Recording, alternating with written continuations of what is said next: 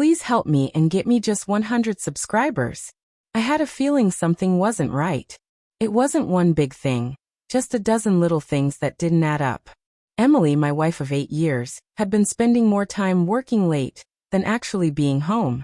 Her phone never left her hand, and whenever I walked into the room, the screen would lock instantly. I kept telling myself I was overthinking, that marriage had its rough patches, but deep down my gut was screaming that something ugly was happening behind my back. One night, I decided to test my instincts.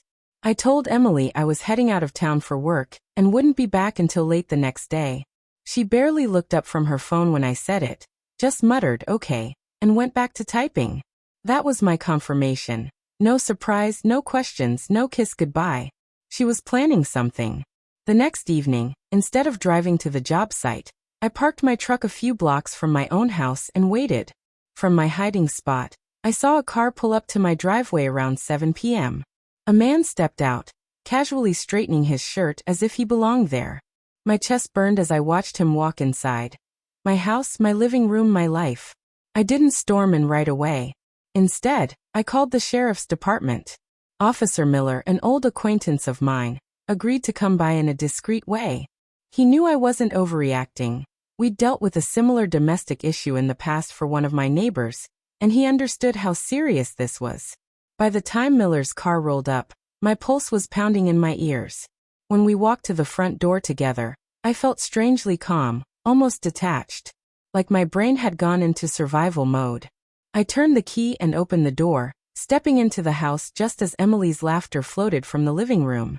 The sound of it, light, flirty, careless, broke something in me. "Emily," I said, my voice echoing through the hallway. "You might want to explain who this is before I do." Emily froze mid-laugh. Her eyes widened when she saw me standing there, and even wider when she noticed Officer Miller behind me. The man on my couch, tall, smug-looking, probably in his mid-30s, didn't even bother getting up at first. He just smirked and put his arm across the back of the couch like he owned the place. "What are you doing here?" Emily finally managed, her voice sharp, defensive. I almost laughed at the question. "This is my house," I said flatly. "The real question is, what are you doing here, and with him?" Her face flushed red, and she stammered something about just talking, and how I was being dramatic. Miller stepped forward, his presence filling the room with authority. "Ma'am," he said calmly, "your husband called because he was concerned for his property and safety. We're here to make sure things stay civil." That smug look on the guy's face started to falter. He finally stood, raising his hands slightly. "Hey man, I didn't mean to cause trouble," he said, his voice dripping with false innocence. "Emily told me things were over between you two." My jaw tightened. "That's news to me," I said. "Funny how I didn't get the memo that my marriage ended." Emily crossed her arms, her chin jutting out in that stubborn way I used to find cute. "Maybe that's because you never listen," she snapped. "You've been distant for months, John. I needed someone who actually paid attention to me." Her words cut deep, but I didn't let it show. "So your solution was to sneak around behind my back? Invite another man into my house while you thought I was gone?" The room was so quiet you could hear the clock ticking. Miller stayed near the door, watching carefully but letting me handle it. My hands were shaking, but not from fear, from rage. "You know what, Emily?" I said finally, my voice steady now, cold. "You just made this very easy for me."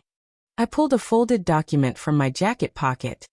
Divorce papers I'd had drawn up weeks ago when my suspicions started to grow.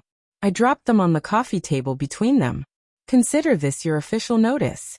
You wanted freedom? You've got it." Her mouth fell open. For once, she had nothing to say. Emily's eyes darted from the papers to me, as if she couldn't believe I was serious. "John, wait," she started, but I cut her off. "No," I said firmly. "I gave you 8 years of my life, Emily. I trusted you, built this home with you, sacrificed for you. And this is how you repay me? By turning my house into your little secret love nest."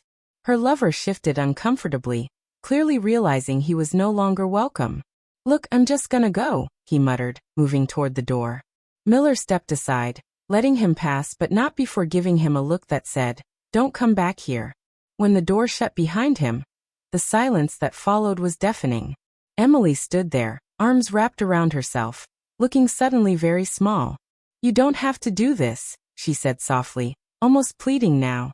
"We can talk about this, work through it." I shook my head. "There's nothing to work through. You made your choice the moment you let him in." I handed her a pen from the kitchen drawer. "Sign them now, or I'll file them anyway.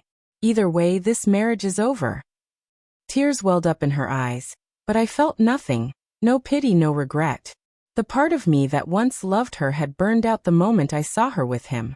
Slowly, with shaking hands, she signed the papers. As Miller witnessed the signature and nodded to me, a strange calm washed over me. I wasn't angry anymore. I wasn't broken. I was free. I walked her to the door and held it open. "You can collect your things tomorrow," I said. "I'll leave the garage unlocked. But tonight, you're not sleeping here." She stepped outside, tears streaming down her face, but I didn't waver. When the door shut behind her, the house felt different. Empty, yes, but also clean, like it had been purged of something toxic. I turned to Miller and thanked him for being there. He clapped me on the shoulder and said quietly, "You did the right thing." That night, I sat in my kitchen with a glass of bourbon, staring at the divorce papers. For the first time in months, I felt at peace. Emily had taken my trust, my love, and my marriage, but she would never take my dignity. And as the quiet settled around me, I realized this wasn't the end of my life. It was the beginning of one where I would never settle for betrayal again.